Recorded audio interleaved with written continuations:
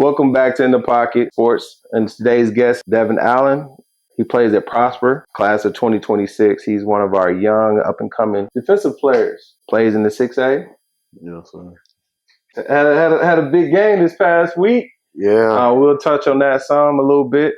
But, I just want to welcome to the In the Pocket, man. How you doing? I'm good. Thank y'all for having me out here. If you can give me kind of your background in just sports, a little bit about yourself. I've been playing football since I knew how to read books. I really just always been in love with the sport.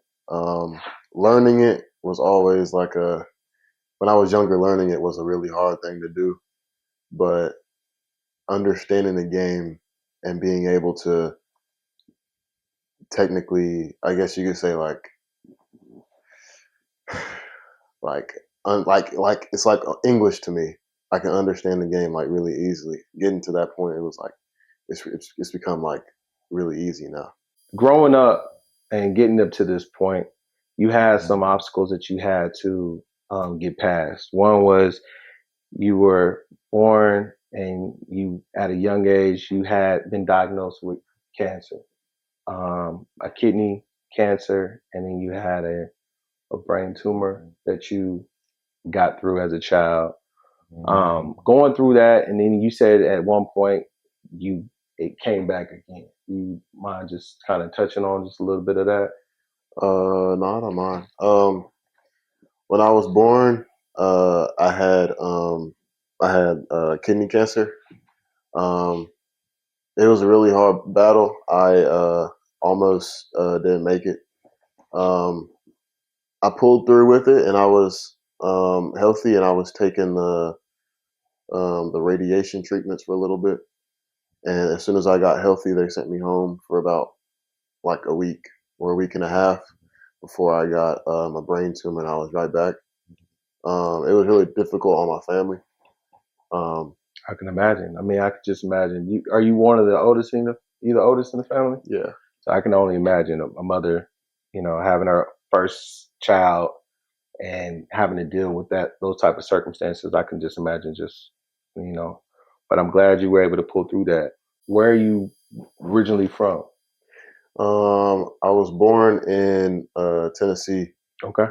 But as soon as I had gotten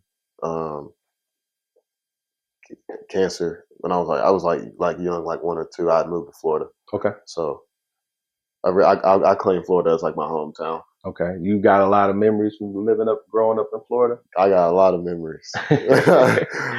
Okay. So you're from the Jacksonville area, Duval County. Yeah. So how does that feel when you say you're from Florida? Because everybody first think of Miami. They think of, so how do you feel when you tell them, "Nah, I'm from out of Duval"?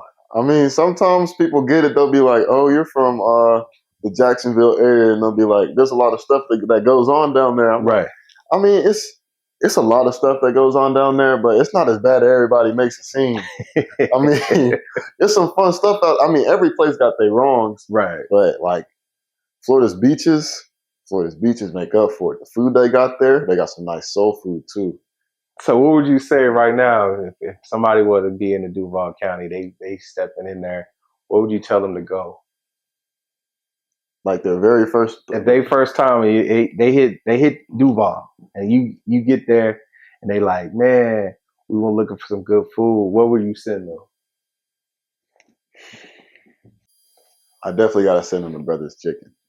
What is it? Brothers Chicken. Brothers Chicken. Brothers Chicken. Shout out to Brothers Chicken, man. Shout out to Brothers Chicken. They really be doing it in there. they be putting something in that food. It's just something. It's just something. It's just something. It make you come back. It's just something that brings you back alive, man. All right.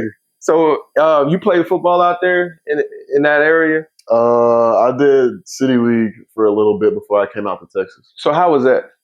It was good. Florida got a lot of speedsters out there, though. So, speed was it was really a speeds kills type of game out there. It was still competitive, just being able to keep up with those guys running to the sideline. So would you consider yourself a speedster? Are you more of a power? I'm more of a power. Power. So you had to use your feet to try to keep Yeah, up with them dudes. I was trying. Everybody run a 4-1 out there. Everybody, even the linemen. Well, that's what's up. But then you later moved, I heard. I left Florida. I went to El Paso. And came out to El Paso. Yep. Okay, so El Paso being majority like military base and all that, how was that? Getting out in that area and then playing ball out there. It was nice. I mean, they everywhere has a lot of athletes, but El Paso was more of a. It wasn't more of a football city. It was more of a soccer city. So whenever football games would come, it wouldn't be as difficult as it was in Florida, but there was obviously still some challenge. Okay, and also just the difference of terrain, because you were talking about Florida's beaches and all that.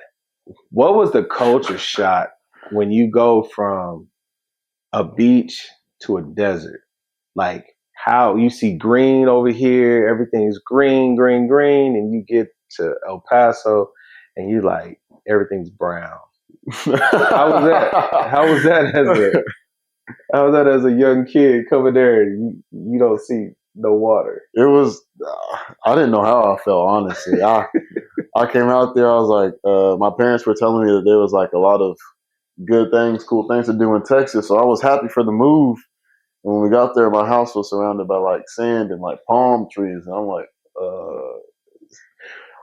So, well, what is one thing that you would say? How could you describe to somebody that's never been out to El Paso? Sandy. It's sandy. It's sandy. It's nothing but sand out there, I promise. And mountains.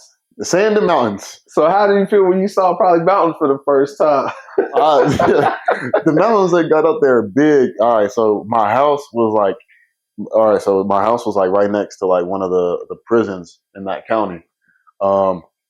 Behind that prison, if you were like to drive down that back road, there was mountains, just huge mountains. They go over each other. It was like. So you lived out on the east side, I take it, of El Paso. Yeah. Okay. And what high school did you go to out there? El Dorado. How was that program playing out there in El Dorado High?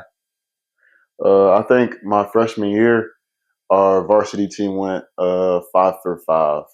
I got moved up to varsity as a freshman. Just because when you're on the freshman team, if you play really good, or the JV team, you play good, they want to move you up. Then you can get moved up. They moved me up for those last 3 games. It was really nice. The environment they had over there, everyone knew each other, because El Paso was like it was big, but it was a small place with people. So everyone knew each other. Everyone was really friendly. A lot of people refer to it as a big town. Yeah. Big town, small people, small world. Everyone got together a lot. Football out there was nice. We had a lot of good teams that we played against. We still some D1 athletes out there though. My friend Ray, I remember playing with him. So when you got there, playing in El Paso, just looking back, do you kind of understand why you were playing at certain positions or anything like that out there, or was it just like, nah, it's just because? I know why. I mean, I knew why before I came out here. I was the biggest kid out there. Everyone in El Paso, they was really short, but like, I mean, they was big, they was stocky, but they was real short. So when they saw me, I was like, I say freshman year, I was about 5'11", 6 foot, and they saw a giant. They were like, oh. I don't know, Paso. I played everything. D-line, linebacker, running back. What was your favorite at the time? It was definitely running back. Running back. They just put me back there and they just tell me to do one thing. It was the easiest spot for me too. Okay, so you basically played 2 years there, and then we moved again. Yep. So how was that? It was a culture shock, mostly. Moving from a place where there was really only one race and everyone knew each other, to coming out here and having a restart my whole high school years and all the different, all the diversity out here. You know, it was a big shock to me. So I know you. So we moving here, culture shock. But football is the same, right? No, It's not the same. it's so real out here. Can we speak to that? It's so real out here. I remember my first welcome to Prosper football hit. It was my sophomore year. My sophomore year against Trinity. I was on kickoff. I thought everything was really sweet. I was like, it's just another football game. I don't got nothing to worry about. I came down. I saw the ball get kicked off. I had my eye in the sky. I looked down. Dude came, just killed me. It was out of body experience. I felt like I was flying. So once that happened, and you realize, wait, this ain't the same football. This is not the same football at all. It's not the same football. Yeah, I realized at that moment there was levels. You the second person that said that today. You're the second person that said that today. But with the levels, what did you learn from that though? Like, I mean, was it like I got to get back? I got to go put more work in. I'm not there. I'm not who I thought I was. Yeah. Was it? You know, it was definitely a I got to get back to work moment. In El Paso, the football out there, it was like I said, it was good, but it didn't really take too much for me to stand out because I was already tall. Right. So I made like the all-star team they had out there and a lot of the teams they had out there just off my height alone. And then when I came out here, I was brought like, oh, I'm tall. I was this in El Paso. I'm going to be the same thing here. And then after my first season here, I was like, no, there's levels. So, you know, I got to get back to work. I really got to. It was really a case of me trying to restart myself in a sense. So how did we go about doing that in that process? Really, okay, so when I got here, it was still football season just ended, so we were doing strength and conditioning camp and everything. So it was strength and conditioning camp, and I didn't have a lot of friends out there at the time, but when I did get there, I met a lot of like some people that are D1 now, and I would always work out, do extra work-ins with them, go lift extra, and you know they was old linemen, so they was some big boys, so we was pushing weight in the weight room after we would lift, go get my cardio up, everything sorts. Okay, so now we're your senior. We're playing ball now. We're playing at the 6A level. How is that being jumping from the JV level coming now to getting your shot at varsity this season so far? It was really big. My sophomore year, I got they told me they were going to put me on JV just so that way they could see my skill talent. Mm-hmm. I didn't really have any film to show them. I played really good on JV. Again, I got moved up to varsity for the playoff run that we had for North Crowley. My junior year, I was on varsity, but I was a backup, so I didn't really play as much as I'd like to. And now just finally being able to like start and show people what I can do and having my time to shine and everything, it's really like, it's a blessing, but a curse at the same time. I only have 1 year to prove myself, but at the same time, I know I've been putting in the work, so I'm ready to prove myself. It's just, I guess now it's just waiting on like the opportunity to present itself to me. Okay. Do you feel you've been having those opportunities this season? I've definitely had those opportunities. Week 1 through 8, I've had a countless amount of opportunities. Every team that we've played so far has been really good. Competitive wise, like the O-line, the quarterback's really mobile. They've really given me a chance to really showcase what I can do. Yeah, because I'm looking, I see that you have 8.5 sacks, 10 tackles for loss, pick 6, block punt, 11 QB pressures. I mean, how are they using you this year? How do you feel that they're using you to your strengths? I told them during spring ball and sack camp, I told them I'm putting in that work. I told them the first thing I told my coach, I said, Coach, at the end of my junior year, I was about 6'1", 185. I was like, hey, Coach, I'm putting in that work. I'm getting bigger. Right now, 6'2", 215. Um, I came in. I was like, send me off that edge. So how do you think the preparation to, as in body wise, as also preparation as in learning the position, has helped you this year? It's definitely helped me a lot. It's helped me speed wise, being able to take on the double teams and everything, like I did against Allen last week. Um, being able to tackle running backs, just being able to put all my weight on one guy and not being 185, so still struggling to do it. Right. Also, with the big game that you've had last week, it was Allen, who was currently ranked third in the state, Yeah. and you guys were currently ranked at that time second.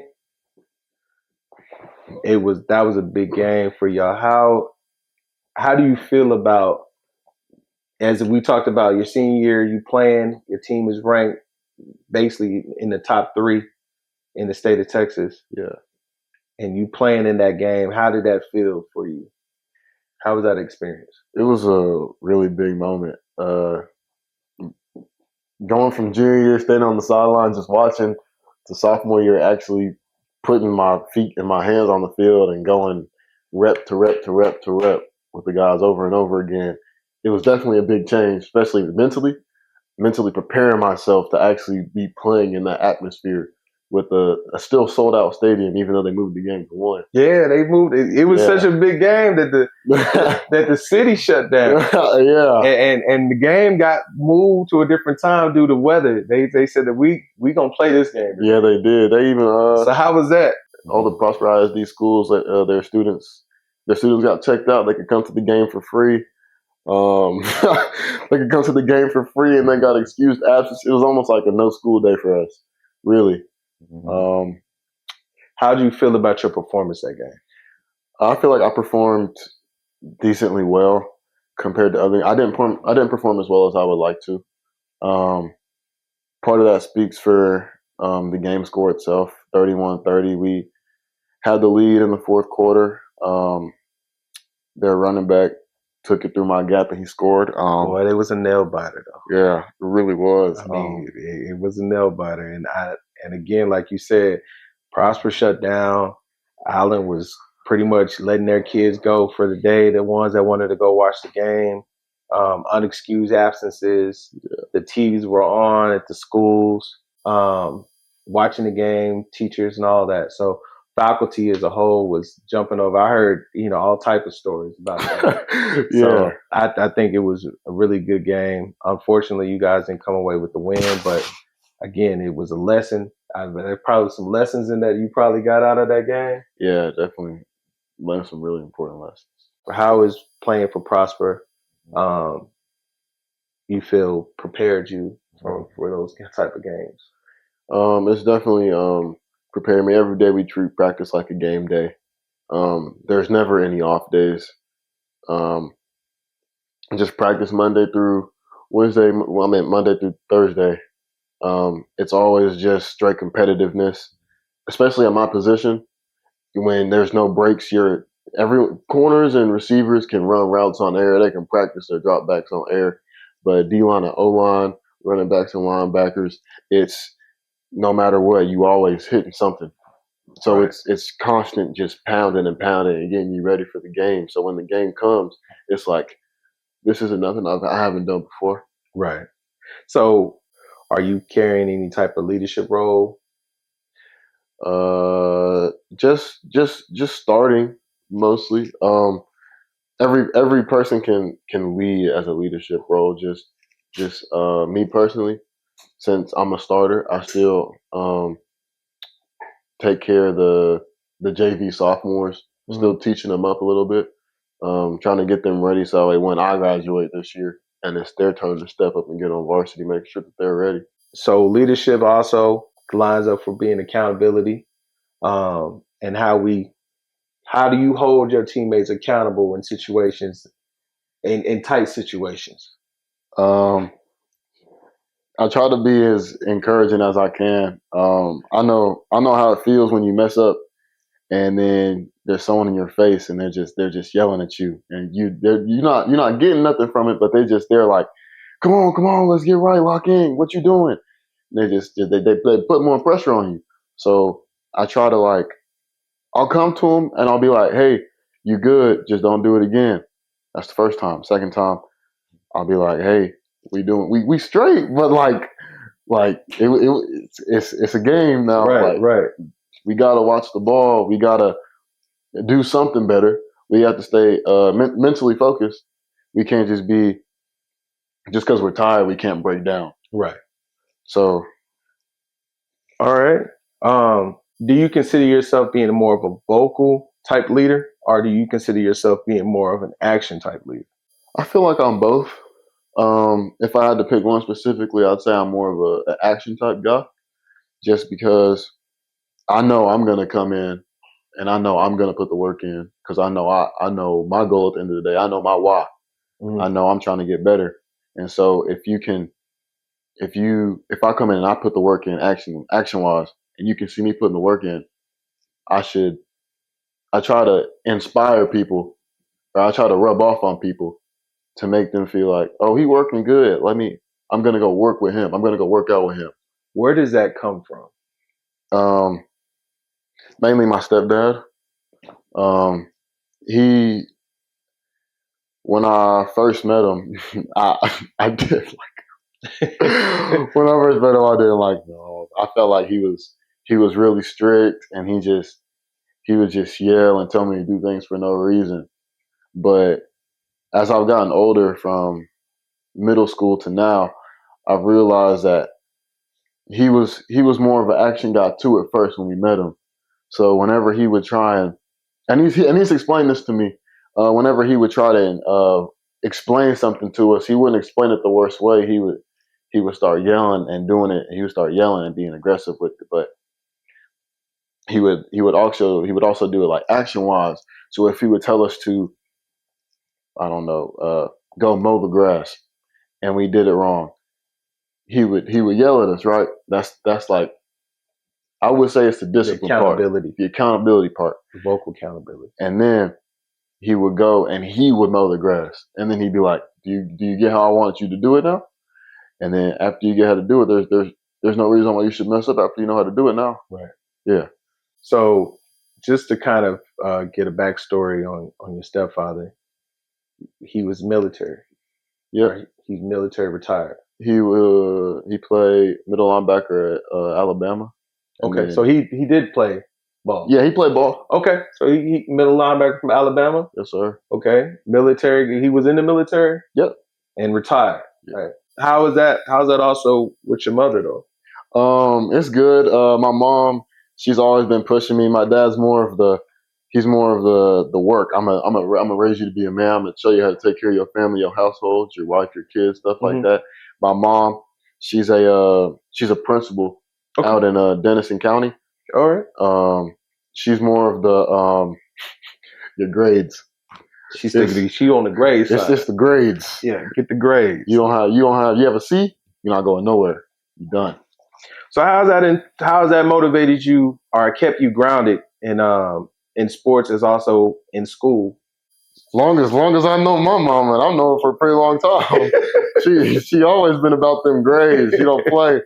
I remember I got my first C on my report card.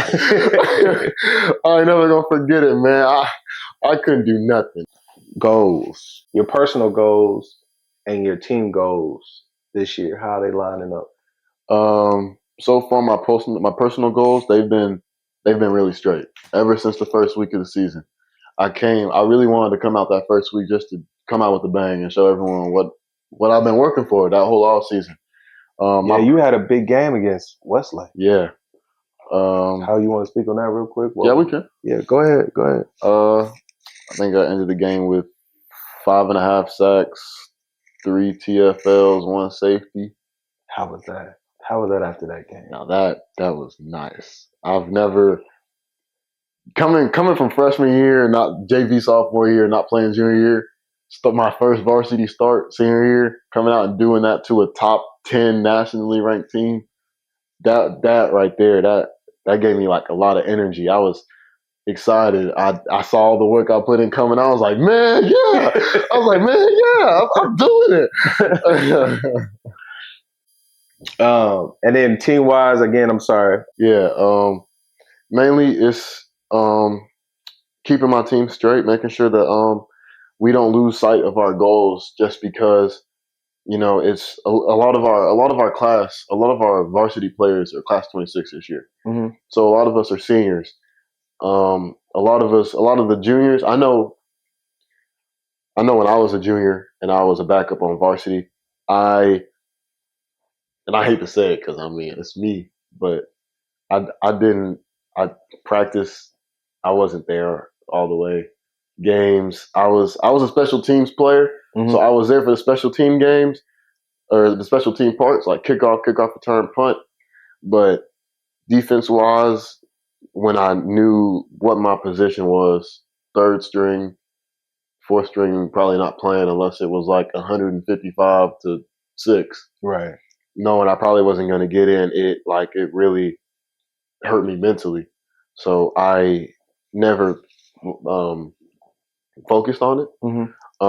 Now just seeing where if I could have paid attention more my junior year and actually put in the work and the practice with all the D-line stuff and paying attention during the games, how more I could have been more ahead of the curve than I am right now. Mm-hmm. Just knowing that and trying to keep like the juniors and the sophomores, letting them know that your time's not right now, but it's going to come eventually. Right. And so when it comes, if you're not ready for it, you're going to get passed up. It's the next man. Do you think some of that comes from when you came from El Paso to Prosper? Just that balance The change of me starting? Change because you went from at one point being the guy. Do you think that kind of stunted your growth in development wise? It definitely did. Just me coming from El Paso where I was always highly touted in El Paso. They were like, if they needed a guy, it was me. If they needed someone that was going to lift something, if they needed someone that was going to block somebody that was going to make that play in the fourth quarter, I was that guy. Yeah. Coming here, going on JV, still thinking that, hey, I'm still that guy. Right. But it definitely took a toll on me, like your confidence physically and mentally and all types of ways. Just thinking, I'm that guy. I don't need to work like that. I'm here. So how do you get that mentality back though? Because that's hard. Once especially at a young age, you lose confidence at a young age. That can just derail everything for you. Yeah. So the fact that you went through that change, how did you get that back? Yeah. So I never told you on my first play here. My first practice, Prosper's always been known as the Waffle House, Pancake House, School of O-Linemen. My first practice, I went against big 5-star. he goes to Texas Tech now. Ellis Davis, I remember. Shout out to Ellis Davis. Yeah. I was going against him in team. I'm still from El Paso. Yeah. I'm still thinking like I'm still thinking I'm that guy. I'm raw. Yeah. I went against him. I was going 100%. I was like, he don't got nothing on me. I was talking like the most smack a rookie could ever talk to a 5-star. He told me don't do that. I didn't listen to him. He picked me up, turned me sideways in the air. I was sideways in the air, and he dumped me. I remember I lost every ounce of confidence I had in that very moment. I got laughed at for like 2 weeks straight. I couldn't do it. After that happened to me, I lost my confidence for about like a good couple of days. I'm not gonna lie, and then that's when I realized that I still had like more levels to go, more work to put in. Just knowing that he was able to pick me up with no effort, like put me in the air like that, just take it. You went from a big boy to like a little boy real quick. Yeah. He picked me up like I was 135 pounds, man. So, it really like it after that week, it really put something in me. It was like, I gotta go. Like that's not happening. No. How was it, and how did Prosper, the Prosper Eagles culture, just kind of rub off on you? I'll say most of it was definitely from my my D-line coach. Okay. You want to give it a shot? Yeah, Coach Lemons. Coach Lemons, man. I remember as soon as I came in, sophomore year, Coach Simmons, he would always walk me through everything. He would always teach me real slowly. And so my first couple of JV games, I was playing really nicely.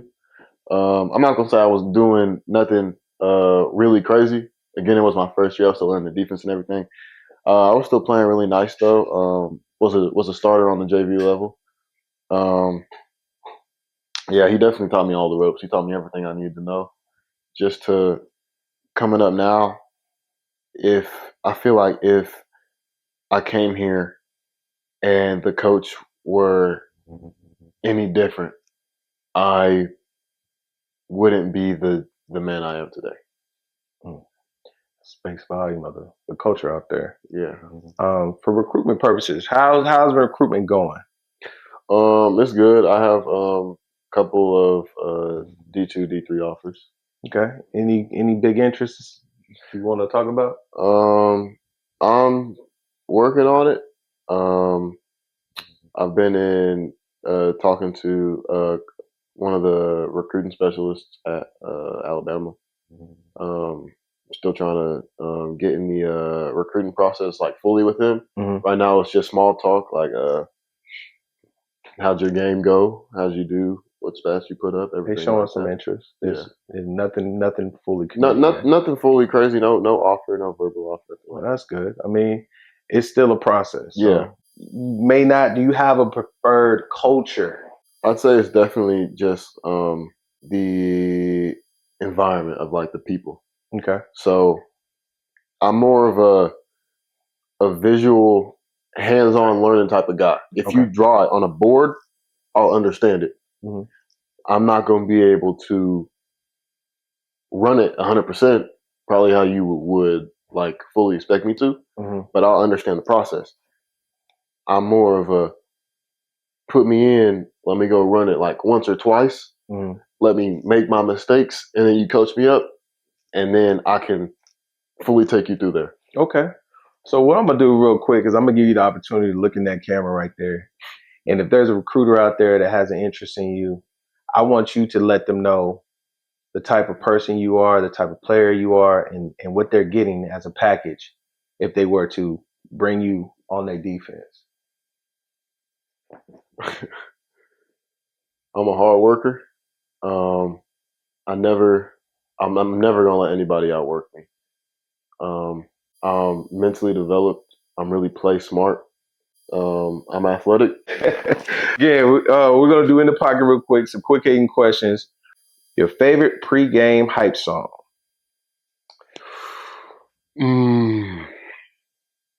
That's definitely something I'd have to like look in my playlist for. Okay, so there's no song that stands out right now to you? There's no song specifically. I know an artist though. Yeah, let me get your favorite artist then. It's definitely Baby Chief Do It. Who? Baby Chief Do It. Oh, Baby Chief. Yeah, Baby Chief Do It. Okay. Baby Chief. He's making noise right now. He is on there. Your go-to post game meal? After the game, what we eating? After the game, we eat Whataburger. Whataburger. You got to keep it tasty. We eating Whataburger. We eating Whataburger. The player you model your game after, when you look and you say, you know what, I can see me. I can see that in me. Who's a player that you? Von Miller. Von Miller. Okay. You ain't got no chickens though, right? You not good. No. You know he got no. You know I'm just saying. No. He got a farm and everything. He do all that. That's an ag boy right there. And who's your toughest player you've ever faced so far? In my high school career? Yes, sir. I don't know what's gonna happen to me when I go to practice if they see this. I can't just say like the whole Prospero line. Hey. You know the one that you like. Hey, when you got a line of crossing, you kind of like, I want to be on the other side. It could be a teammate. It could be a player that you played in the district so far up to this point. You know, you don't have to feel locked in. It's definitely Sean. It's Stover. He goes to my school. Sean Stoger? Sean Stover. Shout out to Sean Stoger. What's your sack celebration look like? Were you able to get a hold of that quarterback? Do you have one? I'm still working on it. I don't know if you saw my sack celebration versus Westlake. I was just stomping around. I stomped and What that stomp mean? What that stomp mean? I was letting them know I was here. That's what's up. I was wrapped up. I hyperextended my knee. I was out for a week. I'm working on the sack. And okay, so you got a younger brother who also plays football. Yeah. Okay, if we right now were to go to the backyard and I say, you know, take your shoes off, whatever, we're going to race. Who faster? Me. By how much? By a lot. By a lot? He ain't touching you. He ain't touching me. He ain't touching you. He ain't going to catch me. If you weren't playing football, is there another sport that you feel that you'll be dominating in? Wrestling. Wrestling? Yep. How long you wrestle currently? Yes, sir. I wrestled since my freshman year. I've been on varsity 3 years. Okay. All right. And what is your dream college?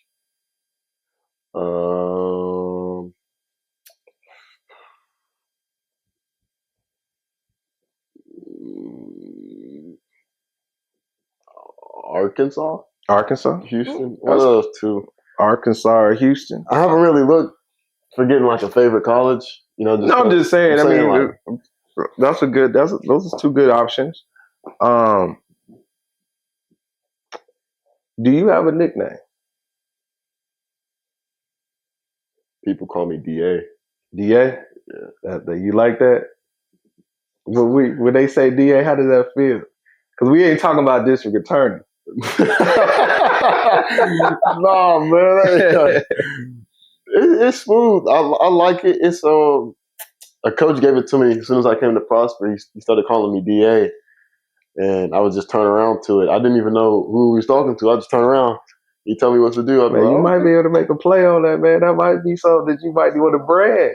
You know, the DA. I'm the DA. Yeah. You know you don't play with the DA. That's tough, though. You know what I mean? That's tough, though. I mean, I know the initials say DA, but we talk about, I'm the DA. Yeah. If we need something, we're going to report it to the DA. Everything go through me. Right.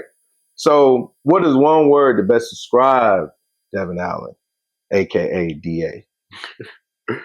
I definitely have to go with hard worker. Hard worker? Hard worker. So we would say... That's 2 words. That's 2 words. Hold on. Dedicated. Dedicated. All right. And thank you for coming out, taking the time out to spend with us. Yeah. Appreciate everybody watching. This is Bruce, a.k.a. DJ Butter B, with Dre and In the Pocket. We appreciate y'all. Y'all have a good night. Yeah.